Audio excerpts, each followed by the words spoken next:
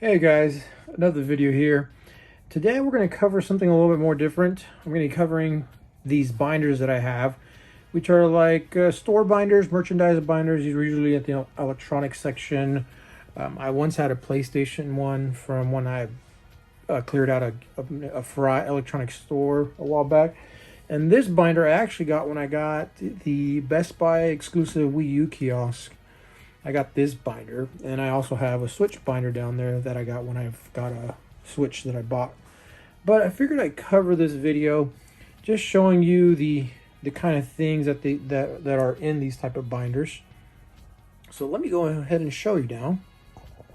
So, it's just Nintendo themed, of course. Now this was around the Wii era / 3DS era. Now these binders, unfortunately, as the newer stuff would come out, they would replace the pages because there's only so much stuff you can put. So a lot of these, the older stuff, would disappear. This is when Nintendo had their Next program, which is a little interesting. But I have, Mega Ruby Alpha Sapphire on one side, Captain Toad Treasure Tracker. This is when Amiibo was about to come out in 2014, so it kind of shows you the time frame. So these are really, really nice.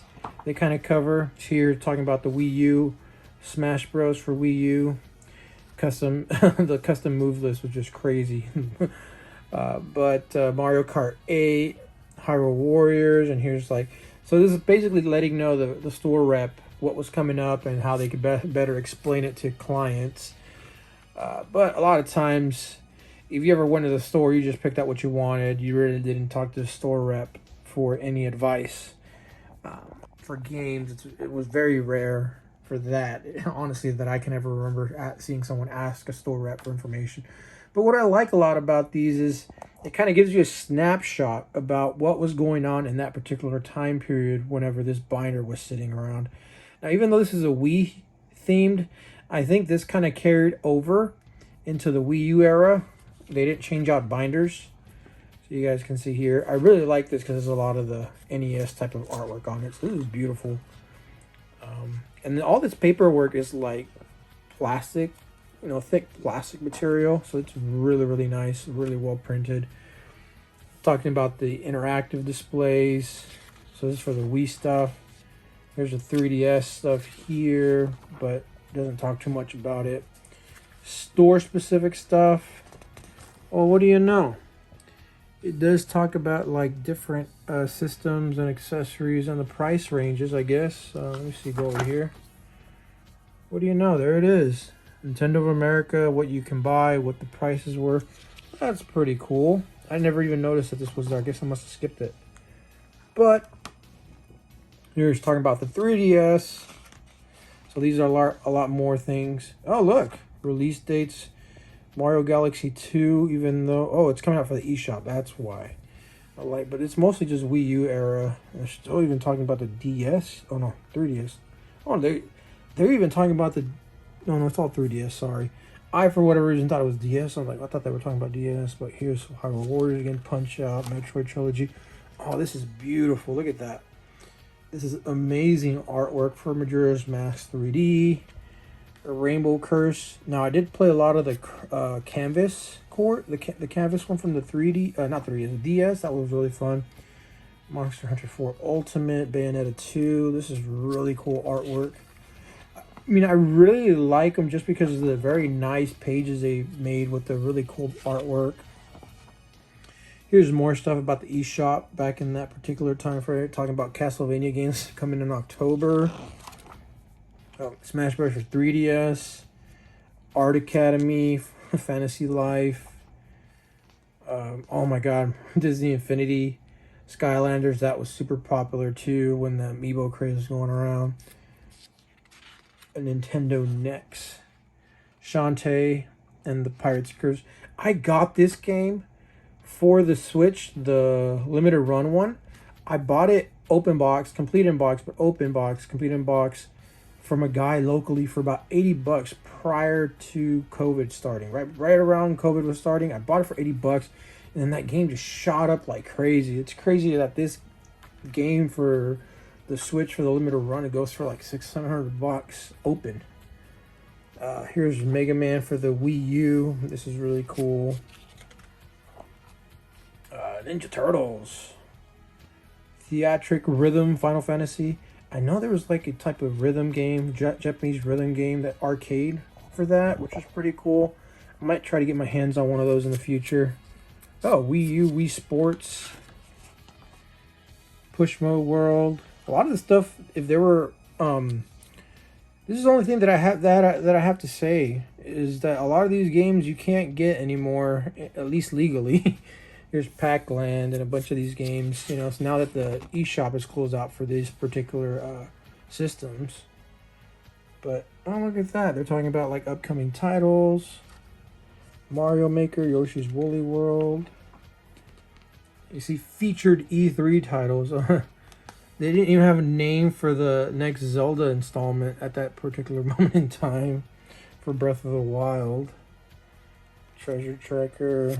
So it's kind of going over the E3 titles that are coming up. Tomodachi Life. That's a pretty interesting game for the 3DS. Never played it, but I saw people play it, and it was very interesting with using the Miis. Shovel Knight, another great game. I have that for the Vita and the 3DS. My son loves playing Shovel Knight. Transformers Rise of the Dark Spark. I don't think that was a good game. I never even knew it came out. Now this is more talking about the 3DS. And it's just one page. Advisories, warnings, and disclaimers. Oh. Rating pending, adults only. Early childhood. I've never even seen a game like that, but they have it. Warranty services. Having your system repair. Want to become a pro. Nintendo Power Magazine doesn't exist anymore. Returns information. Pretty interesting there. Look at that. And I think that's the end of that. And now I remember on this binder, I put a lot of my Evolutions Pokemon cards in here. I never got the Master Set because I was missing some of the reverse holos, and then I got some of my Charizards graded at the time, but there's a few cards here. See, I got some. I gave away a Venusaur, but I had all the full arts, and I kept most of this, so that's pretty cool that I have this stored here, away here at the very back. Alright, but let's go on to the next binder. Now, this binder I pieced together from two binders. So I got one binder from when I bought a Nintendo Switch kiosk like 2-3 years ago. And it was the only one at the time that was out there in the wild. And then I ended up buying another one on eBay that was a Walmart Nintendo Switch. So I ended up piecing both of these together to kind of make a compiled list, which is actually pretty complete up until I believe the year that I had this back in 2019. It had a lot of the titles. But I know there's newer stuff that have been coming out to these binders and I don't have it. But regardless, this talks about the Nintendo Switch kiosk, how to properly sync the controllers.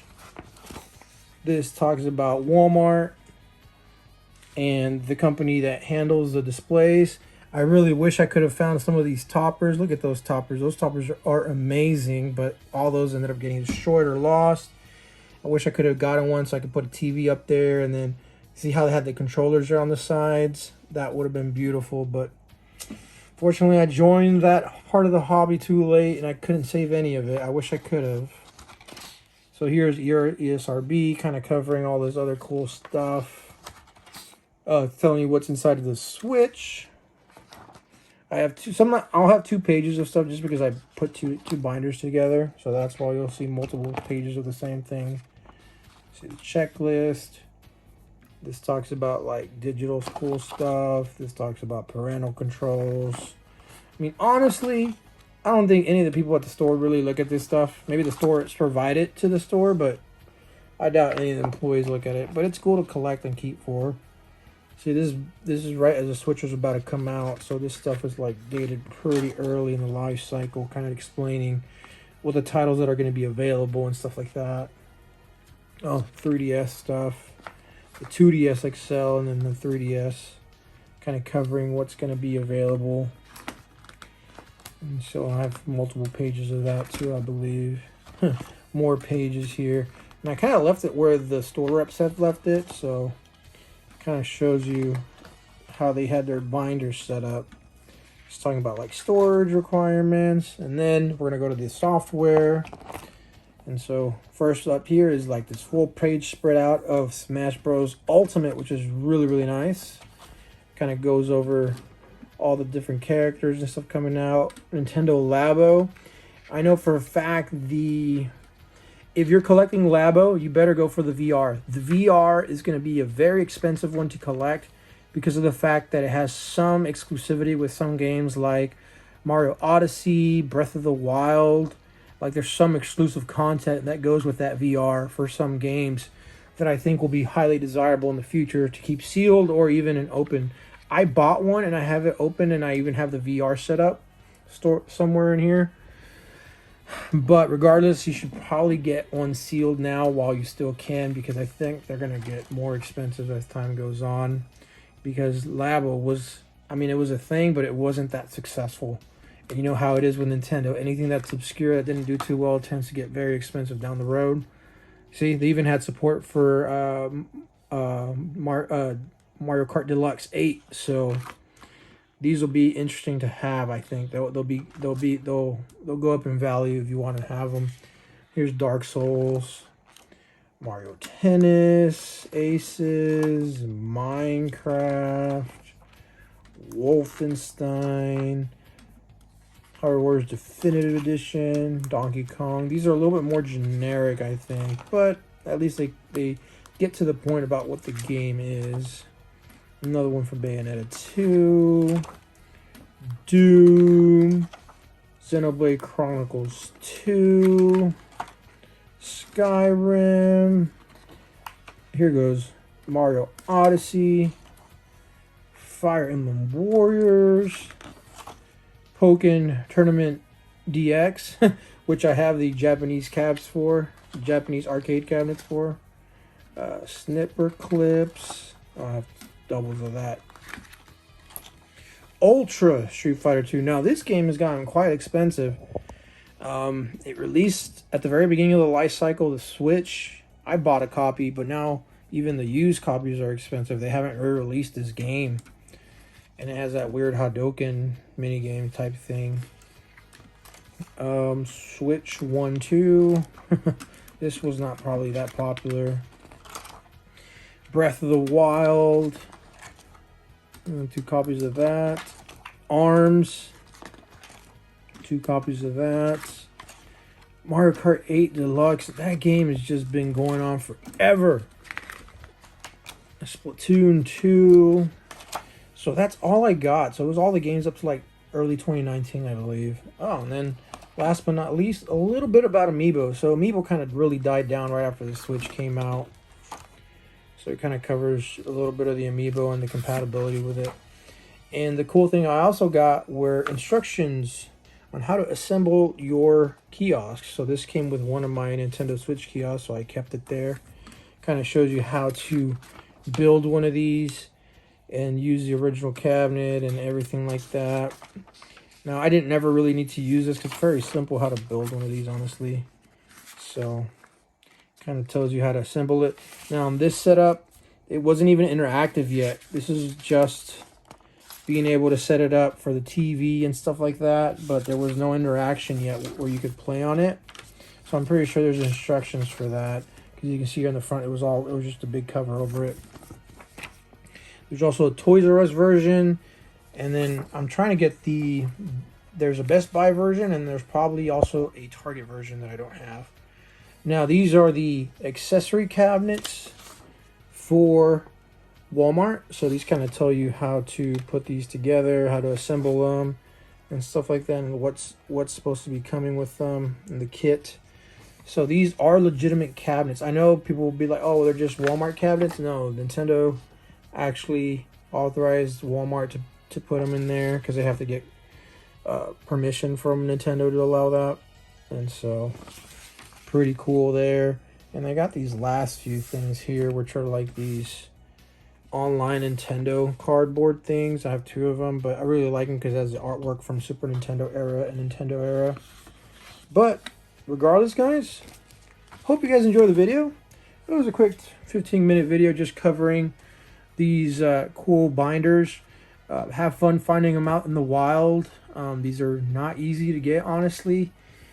They do sometimes will pop out. A lot of times the binders will pop out brand new for sale, but it's very hard to find them with anything in them. It's not common. So if you find these out in the wild, they do fetch a pretty penny to the right collector, because this stuff was never meant to be in collectors' hands. You know how it always is. But regardless, hope you guys have a good one, and hopefully you guys enjoyed watching what store reps give out to the store employees. All right, take care.